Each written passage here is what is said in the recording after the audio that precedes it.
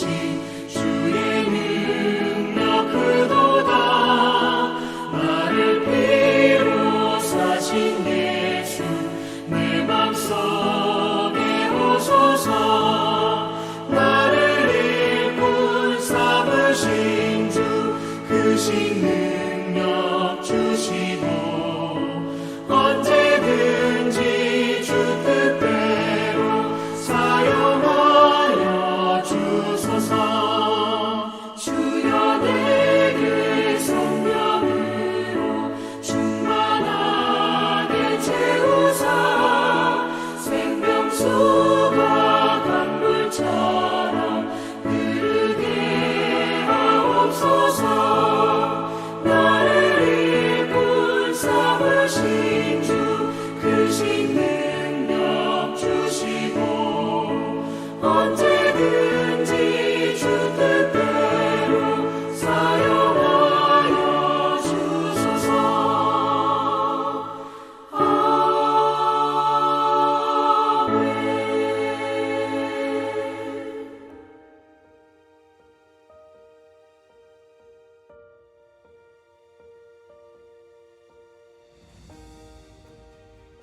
또 여호와께서 모세와 아론에게 말씀하여 이르시되 레위 자손 중에서 고핫 자손을 그들의 종족과 조상의 가문에 따라 집계할지니 곧 30세 이상으로 50세까지 회막의 일을 하기 위하여 그 역사에 참가할 만한 모든 자를 계수하라.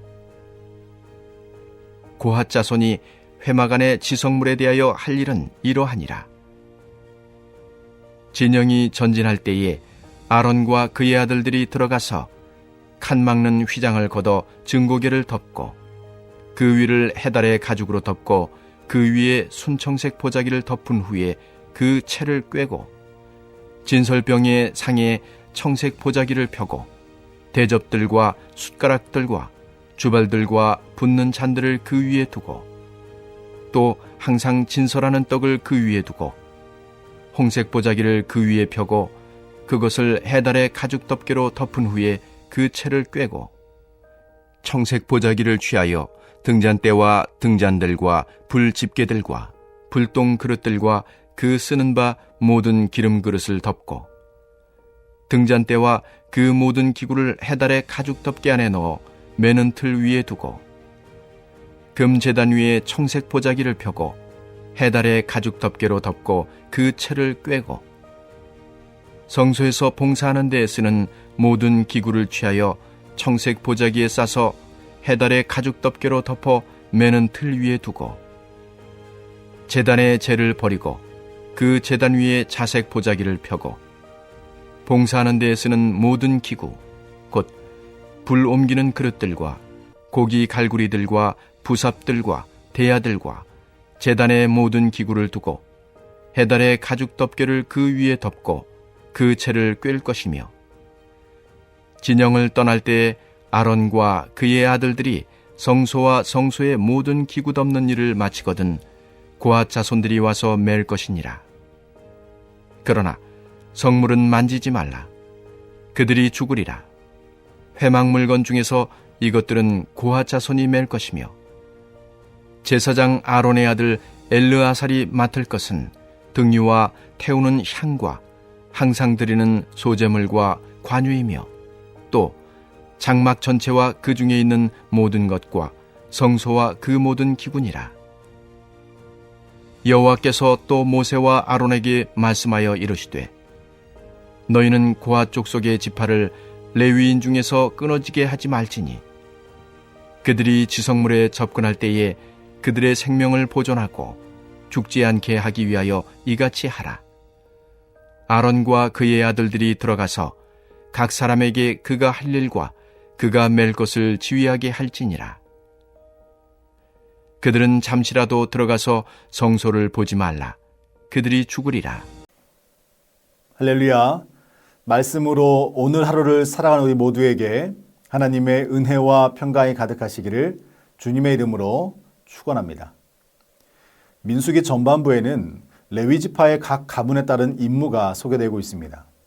특별히 오늘 본문 1절에서 3절까지의 말씀에서는 고핫 자손의 임무가 기록되어 있는데 특이한 것은 하나님이 직무를 위한 연령을 30세부터 50세까지로 제한하셨다는 것입니다. 다른 지파를 계수할 때 싸움에 나갈 자는 20세 이상이었습니다. 그렇다면 왜 20세가 아닌 30세였을까요? 일반적으로 20세라는 나이는 지금과 마찬가지로 성인이 되어 힘을 갖추는 기준이었습니다.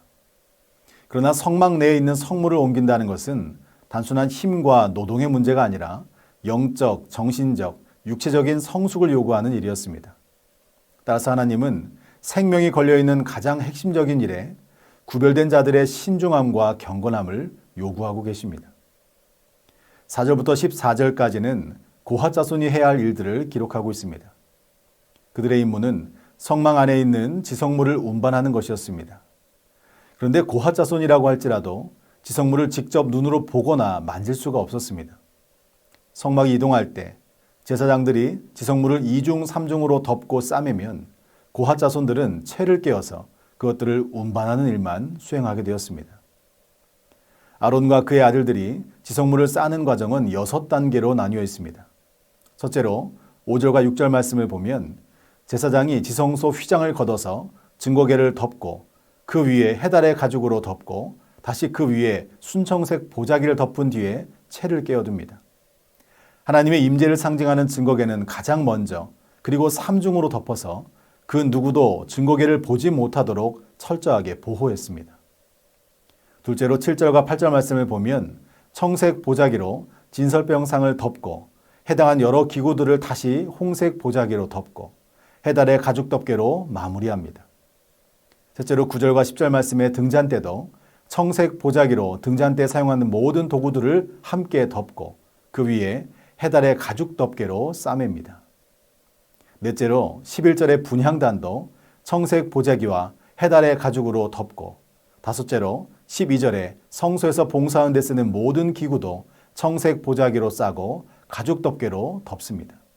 여섯째로 13절 14절 말씀에 마당에 있는 번제단을 청소하여서 재를 모아 버린 뒤에 그 위에 자색 보자기를 펴고 그 보자기 위에 다시 제단 관리를 위한 다른 모든 비품을 올려놓습니다.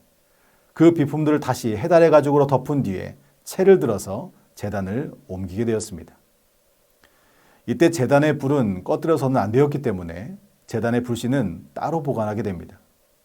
또한 노스로 제작된 물두멍의 운반에 대해서는 아무런 언급이 없지만 이것의 운반도 당연히 고핫 자손의 임무였을 것으로 보입니다.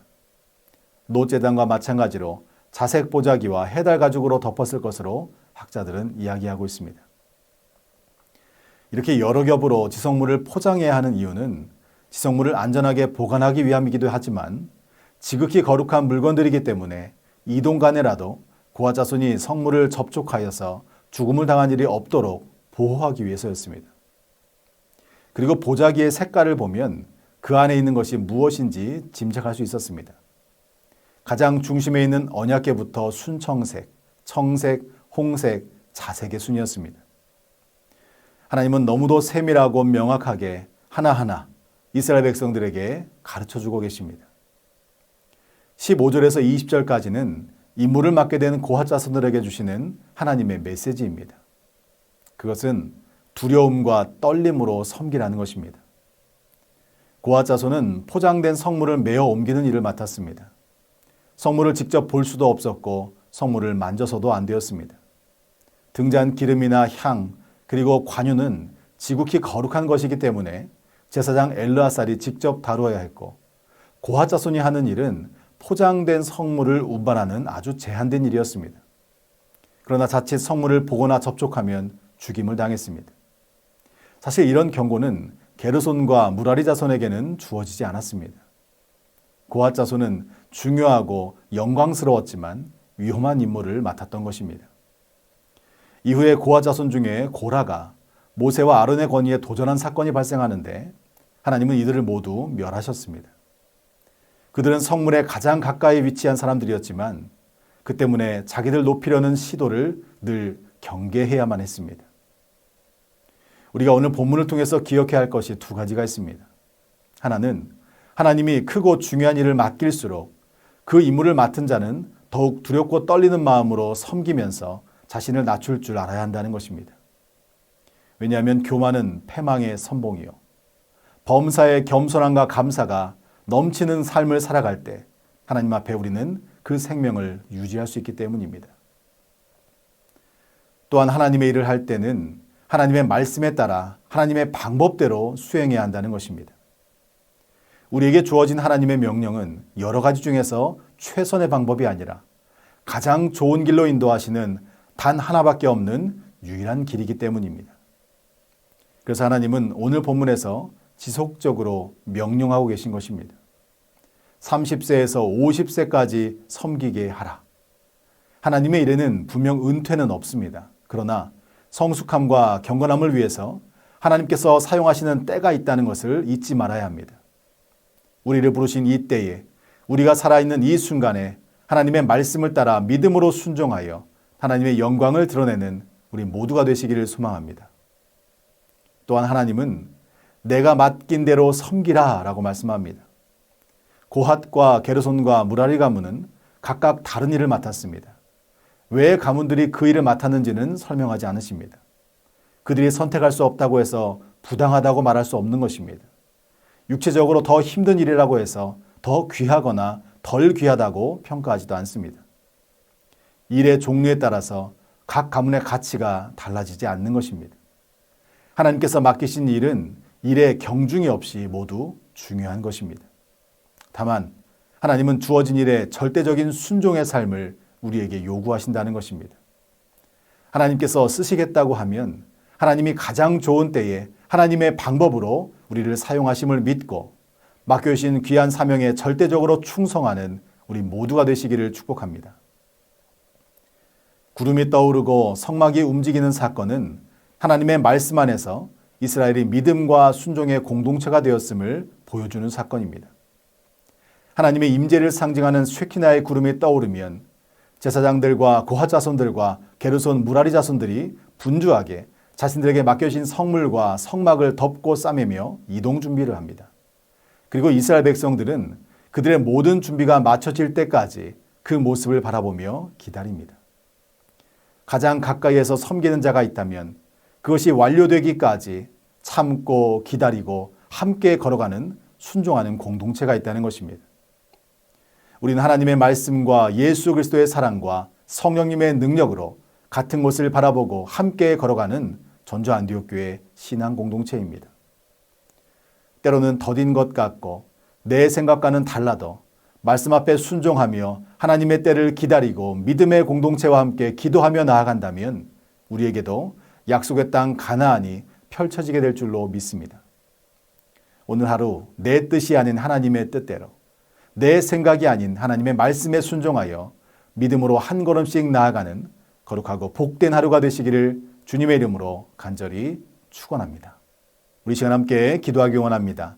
하나님의 뜻대로 하나님의 방법으로 오늘을 살아내는 우리 모두가 되게 하여 주시옵소서. 대신방 기간 동안 각 가정에 주신 하나님의 말씀으로 새 힘을 얻게 하여 주시고 말씀 따라 믿음으로 승리하는 2025년 한 해가 되게 하여 주시옵소서. 이 시간 믿음으로 함께 기도하겠습니다.